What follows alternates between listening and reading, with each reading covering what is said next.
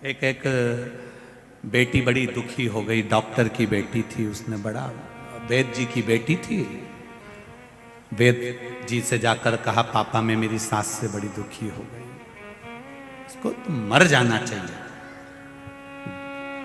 वेद जी ने कहा बेटा इतनी सी बात, मैं तेरे को पुड़िया बना कर देता हूं, 4 महीने के अंदर तेरी सास निपट जाएगी। बस तुझसे एक निवेदन है, 4 महीने तू अच्छे से सेवा करना, चुप रहना, उसके सत्कार करना। वो इतनी लड़ती है, मैं क्या सत्कार करूं, तू तो सत्कार कर ले, तुझे मालूम है 4 महीने बाद मरने वाली है। 4 महीने की पुड़िया वेद जी ने बनाकर दे दी, इसने खाने में मिलाकर खिलाना चालू करा। ये सास गाली देती, ये कुछ जवाब ही नहीं देती, क्योंकि इसको तो मालूम है डोकरी 4 महीने बाद निपट जाएगी। बोले वो गाली देती रही, ये कुछ नहीं बोले। 15 दिन निकल गए, सास ने सोचा कि बहू जब से मायके से आई है सुधर गई है, इसके पापा ने समझा दिया होगा। जवाब नहीं देती है बिल्कुल। आज सास ने भी कह दिया बेटा मेरे मायके में शादी है, तू भी चल, मैं तेरे को सामान दिला देती हूँ। बहू को ले गई मार्केट, साड़ी दिला दी, चूड़ी दिला दी, सामान दिला दिया। बहू पुड़िया देती रही, 1 महीना निकल गया। अब धीरे धीरे बहू के मन में भी सास के प्रति प्रेम जागृत हो गया, सास का बहू के प्रति प्रेम जागृत हो गया। 2 महीना पुड़िया खिलाते हो गए, 3रा महीना जब लगा, बहू अपने पापा के घर गई। पापा मेरी सास को मैं मरता हुआ नहीं देखना चाहती, उसको और उम्र बढ़ा दे, ऐसी कोई औषधि दे, ऐसी कोई औषधि दे दो जिससे मेरी सास की उम्र बढ़ जाए। मैं उसको मारना नहीं चाहती, उसके जैसी तो कोई है ही नहीं। पापा, वो अपशब्द कहती थी, पापा आपने मुझे पुड़िया देकर चुप करा दिया, मैंने चुप रहना सीख लिया तो मेरी सास खुद आशीर्वाद देना चालू कर दी। ये पुड़िया हमारे पास में होना चाहिए। ये पुड़िया कोई महाराज तुमको नहीं देगा, ये बेल भभूति की पुड़िया कि तुम्हारे घर में शांति हो जाए। शांति हमको अंदर से उत्पन्न करना पड़ेगी, भीतर से करना पड़ेगा। ना तो सियोर वाला महाराज देगा और ना कोई महाराज देगा तुमको कोई बेल भभूति, और ना हमारे पास में है। हम तो केवल जो पुड़िया है ये शिव महापुराण है, ये कथा आप सुन रहे हो, आपको अच्छी लगे तो अपनी जिंदगी में एक बार प्रैक्टिकल कर कर देखना कि हमारा गलत समय हम निकाल दें, अच्छा समय जरूर आएगा, ये निश्चित है, आएगा जरूर। ये बड़ा गणपति पे लाल बत्ती हरी बत्ती लगी है, चौराहे पे बत्ती लाल होती है, गाड़ी रोक देते हैं, हरी होती है, निकल जाते हैं। उसी तरह जब बुरा समय आता है तो उस बुरे समय में थोड़ी देर रुक जाओ, लाल बत्ती आई है, थोड़ा रुक जाओ, थोड़ा ठहर जाओ, थोड़ा संभलो, गाड़ी को स्लो कर लो, खड़े रहो, इसमें हमारा हित होगा। और जैसे ही हरी बत्ती होगी, हरी बत्ती कब होती है, जब आगे की गाड़ियां सब चली जाती है, लाइन क्लियर हो जाती है, तब हरी बत्ती हो जाती है। दुख जब हट जाएगा, हरी बत्ती कर देगा भगवान और तुम आगे निकल जाओ। थोड़ा सा रुको, थोड़ा संभलो, थोड़ी अपनी जिंदगी को सार्थक बनाने का प्रयास करो। जो भगवान ने ललाट पर लिख कर दिया है उसको कोई टाल नहीं सका है। कई लोग कहते हैं इस हमारी दुकान के सामने इसकी दुकान खुल गई, जब से हमारी दुकान कम हो गई। नहीं नहीं नहीं, उसके भाग्य का उसको मिल रहा है, तेरे भाग्य का तेरे को मिलेगा। जो ललाट पर परमात्मा ने लिख दिया उसके भाग्य का कहीं नहीं गया। परम पूज्य वैकुंठवासी श्री राजेश्वरानंद जी महाराज अपनी भाषा में कहते थे, परमात्मा के खाते में जितना लिखा होता है मनुष्य उतना ही खाता है। कितना खाता है? जितना, जम के बोलो जरा, खाते में लिखा। और अगर वो ज्यादा खाता है तो फिर ऊपर जाता है। ये राजेश्वरानंद जी कह रहा है। वैकुंठवासी श्री राजेश्वरानंद जी ने अपनी वाणी में अपने रामचरितमानस के अंतर्गत वर्णन किया, खाते में लिखा है उतना ही खाएगा, और अगर ज्यादा खाता है तो सीधे खाते से ज्यादा कोई नहीं खा सकता।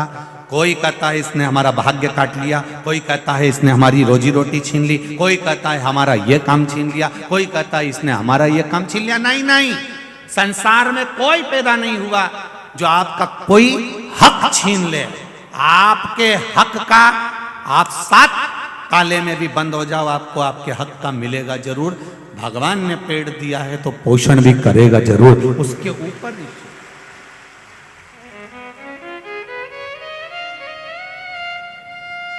सुख लिखा होगा सुख मिलेगा, दुख लिखा होगा दुख मिलेगा।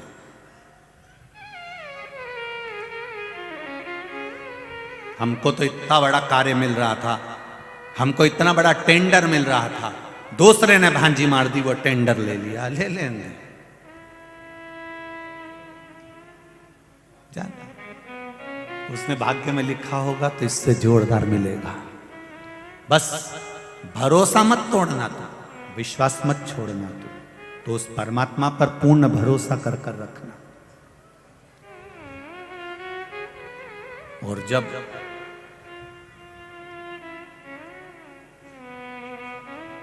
हम परमात्मा पर भरोसा कर लेंगे तो ये जिंदगी की सार्थकता है कि हमारे कार्य सफल हो। कोई कहता है हमको अंग्रेजी आती है, कोई कहता है मेरे को 2 भाषा आती है, कोई कहता है मेरे को 3 भाषा आती है, कोई कहता है मुझको हिंदी आती है, कोई कहता है मुझे तमिल आती है, कोई कहता है मुझे मराठी आती है, कोई कहता है मुझे संस्कृत आती है, कोई कहता है मुझे इंग्लिश आती है, कोई कहता है मैं फारसी भाषा बोल लेता हूँ। पर निवेदन केवल इतना सा होगा, दुनिया के लोग कोई सी भी भाषा बोलें, आप मेरे शंकर को जो समझ में आ जाए वो प्रेम की भाषा सबसे बोलो, शिव को प्रिय लगना चाहिए।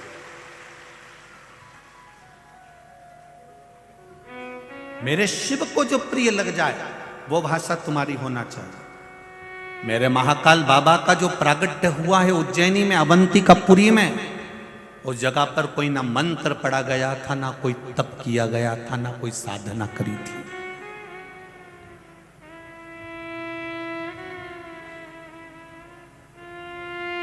ना कोई साधना थी, ना कोई तप था, ना कोई मंत्र था, ना कोई तंत्र था। केवल एक 6 वर्ष का लड़का था और शिव थे, उसके सिवाय कुछ नहीं। और जैसे आपके घर के बच्चे सावन के महीने में छोटी सी झांकी बनाते हैं, बोलो बनाते कि बनाते? घर घर के गांव में तो छोटे छोटे बच्चे ऐसी वो डंडी तोड़ लाते हैं, ऊपर सब डंडा बांध बुना के उस पर पत्ता पत्ती डाल के नीचे मिट्टी घोल के शिवलिंग बना देते हैं, फिर उसमें छोटा सा बल्ब लगा देते हैं, फिर पत्ता पत्ती तोड़कर उसको सजा देते हैं। शिवरात्रि पर सावन के महीने में बच्चे बहुत झांकी बनाते हैं। अब लोगों ने वो तो ये नाटक और फिल्मों ने बच्चों को बर्बाद कर दिया, नहीं तो पहले गांव में छोटी छोटी झांकी शिवरात्रि पर और सावन महीने में तो खूब बनती थी। और बच्चों को ये भी नहीं मालूम पड़ता था कि ये जो बेशरम की डंडी है ये नल्ले के पास लगे, हम तो उससे भी भगवान की झांकी बना देते थे। जो भगवान को प्रिय भी नहीं, हमने तो फिर भी नहीं देखा कि भगवान को क्या प्रिय था, क्या प्रिय था।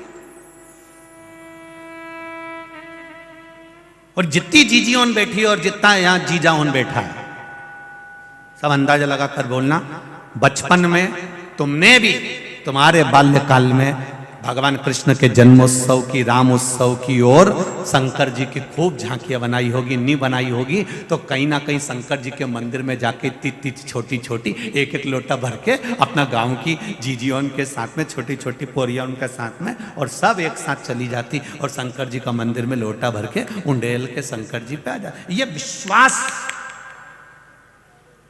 ये नाटकों ने, ये फिल्मों ने, ये कलाकारों ने सबको भगवान से दूर कर दिया था। लोग मंदिर जाना भूल गए थे, लोग भगवान के मंदिर में जाते ही नहीं थे, शिवालय तक नहीं जाते थे। नवयुवक बेटा बेटियों को शर्म आती थी मंदिर जाने में। पर शिव की कथा ने, शंकर की भक्ति ने फिर एक बार पकड़ लिया आपको और शिवालय तक लाकर फिर पकड़ लिया।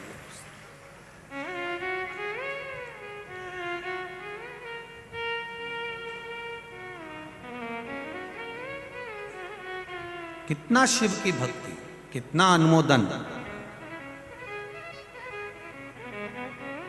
कोरोना के पहले और कोरोना के बाद में, ये कोरोना से जो आप लोग टीवी पर कथा सुन रहे हैं उसके पहले का समय देखिएगा। जिन जिन के घर में अभिषेक भी होते थे तो साल में एक आध अभिषेक हो जाता था तो हो जाता था। अब लोगों के मन में इतना भाव जागृत हो गया कि कम से कम प्रदोष में या शिवरात्रि पर या कभी ना कभी वो ब्राह्मण देवता को बुला ही लेते हैं और एक आध दो अभिषेक साल में जहां एक होते थे वहां दो तीन हो ही जाते हैं। ये क्रम शिव भक्ति का जो जागृत हुआ है उसका एक आनंद हमारे जीवन में अपने आप मिला, अपने आप प्राप्त हुआ। और उसका जो फल है, उसका जो रसतत्व है, वो जीवन को सुख देने वाला, उसकी जो भक्ति है वो हमारे जीवन में एक आनंद की लहर देने वाली। शिव कथा कह रहे हैं, भगवान शंकर की पावन कथा कहती है, एक छोटा सा बच्चा जिसके जीवन में ये उसको ज्ञात नहीं है कि कौन सा फूल भगवान को चढ़ता है, कौन सी पत्ती भगवान को चढ़ती है, किस तरह से जल चढ़ता है, बस वो तो एक अनायास भाव में चढ़ाता है और शिव प्रकट हो जाता है।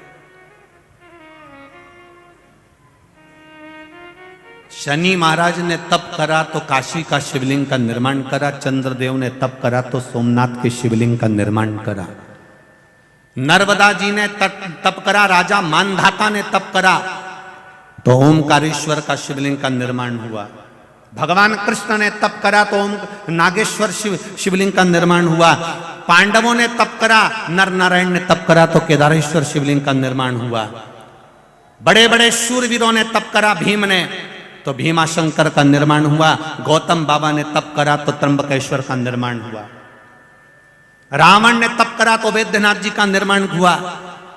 एक एक शिवलिंग का दर्शन करिए, किसी शिवलिंग में आपको यह नहीं मालूम पड़ेगा कि एक विधवा नारी का बेटा 4 से 5 वर्ष का शिव जी की मिट्टी का निर्माण कर और उस पे हरके से जल चढ़ा रहा है, हर कोई सा फूल चढ़ा रहा है, मंत्र भी नहीं आता, केवल बड़बड़ बड़बड़ कर रहा, मुख में उंगली रख ली और अड़अड़ा चिल्ला रहा, 5 वर्ष का बेटा।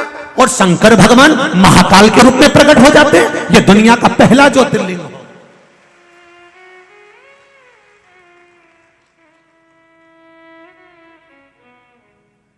ये 12 ज्योतिर्लिंग में एक ज्योतिर्लिंग ऐसा है जो केवल तुम्हारा दिल देखता है, तुम्हारा मन देखता है, तुम्हारा चित्त देखता है, तुम्हारी वृत्ति देखता है।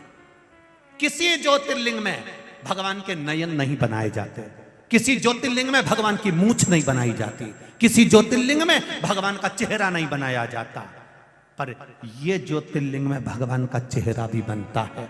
उसका कारण केवल इतना है, बच्चे को समझाएं तो समझाएं कैसे? बच्चे ने जो खिलौना देखा है ना, बच्चे को वही खिलौना चाहिए। और बच्चे को माँ ने जैसा समझाया था कि भगवान शंकर कैसे होते हैं, उनकी तो मूंछ होती है, उनके तो बड़े बड़े नेत्र होते हैं, उनके तो त्रिपुंड लगा होता है, उनकी तो तीसरी आंख होती है, उनके तो गले में रुद्राक्ष की माला होती है। शंकर भगवान पार्वती जी से बोले अब इसको समझाऊं कैसे? अगर मैं शिवलिंग बनकर प्रकट हो गया तो भी नहीं समझेगा, तो इसको रूप तो दिखाना पड़ेगा। तब राजा, उसी समय पर राजा चंद्रसेन ने उस समय भगवान का श्रृंगार का सुख पाया, और भगवान का जब विग्रह का श्रृंगार हुआ तब राजा का विग्रह, जो महाकाल राजा का श्रृंगार किया गया, तब बच्चे के मन को तृप्ति हुई कि मेरा महादेव ऐसा लगता है। उसने जो खिलौना देखा था वो उसको नजर आया, उसको देखा।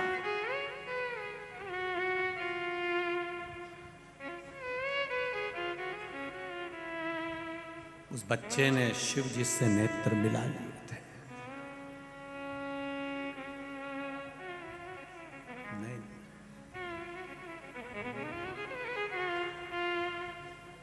बचाई थी बहुत लेकिन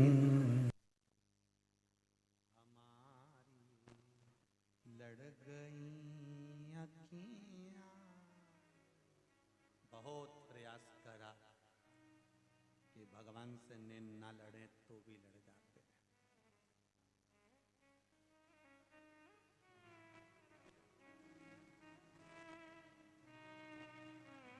तो भी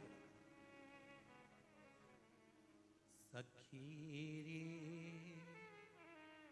डमरू वाले से हमारी लड़ गई अखियां, सखीरी डमरू वाले से हमारी लड़ गई अखियां। 12 ज्योतिर्लिंग में घूमकर आना, नयन तो तुम महाकाल में ही लड़ा सकते हो और बड़े बड़े नेत्र और तुम मिला सकते हो, केवल महाकाल। बचाई थी बहुत लेकिन हमारी लड़ गई अखियां, सखीरी डमरू वाले से हमारी लड़ गई। बचाई थी बहुत लेकिन हमारी लड़ गई, सखीरी डमरू वाले से हमारी लड़ गई। वेद प्रिय ब्राह्मण ने अपने पुत्र के बल पर 84 महादेव का आनंद पाया है।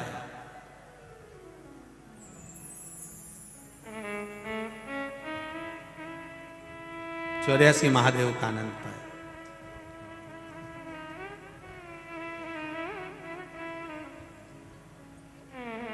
उज्जैनी के 4 खूट पर 4 महादेव हैं। 84 महादेव में से 4 महादेव अवंतिका के 4 खूट पर। जब मां छिप्रिया दूषण नाम का राक्षस जब भागा, बाहर निकलने लगा अवंतिका से, माता ने उसको खींच कर जल के वेग से इधर भेज दिया। शिव भागे उधर, भगवान शंकर ने उधर संहार करा तो गया इस खूट पर इधर संहार करा। 4 खूट पर 4 महादेव, 84 महादेव में से 4 महादेव 4 खूट पर हैं और 80 जो महादेव हैं वो भीतर अवंतिका में विराजमान है। समय आया, अवंतिका के राजा हो गए राजा चंद्रसेन।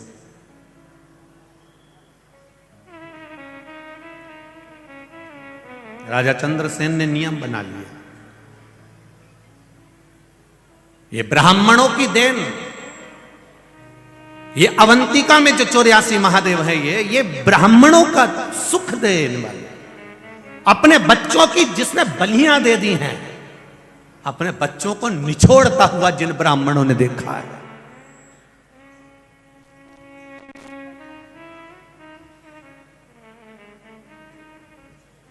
ये 84 महादेव वो ये पूंजी है उज्जैन में रहने वाले, अवंतिका में रहने वाले और पूरी भारत की भूमि पर रहने वाले ब्राह्मणों की पूंजी है 84 महादेव। ये पूंजी है 84 महादेव।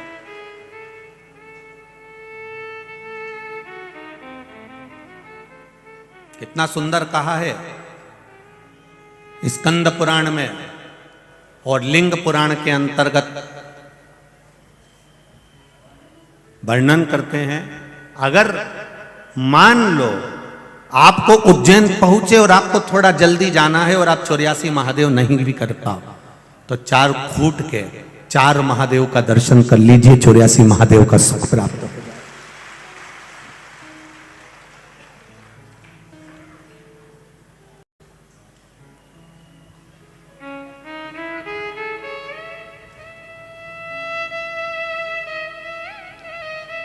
उज्जैन गोपाल मंदिर के पुजारी जी आदरणीय रामचंद्र जी भार्गव या शर्मा लिखते हैं महाराज, जब पूर्व में 84 महादेव हमने करे, उस समय पर जब वो एक एक महादेव का जो वर्णन करते थे, पहले स्कंद पुराण में से, लिंग पुराण में से, फिर कहीं कहीं पद्म पुराण में से, हम भी निकाल कर उसका स्मरण करते थे, फिर वो सुनाते थे तो बड़ा मस्त सुनाते, बड़ा आनंद। 4 फुट पर 4 महादेव विराजमान है। राजा चंद्रसेन ने नियम बना लिया, नगर का राजा अगर भक्ति में लगा हुआ है, नगर का राजा शिव भक्ति में लगा हुआ है, राज्य का राजा अगर भगवान की आराधना में लगा हुआ है, तो यह विश्वास मानकर चलना कि दुनिया में किसी राज्य का राजा उस राज्य पर आक्रमण करने से पहले 50 बार सोचेगा।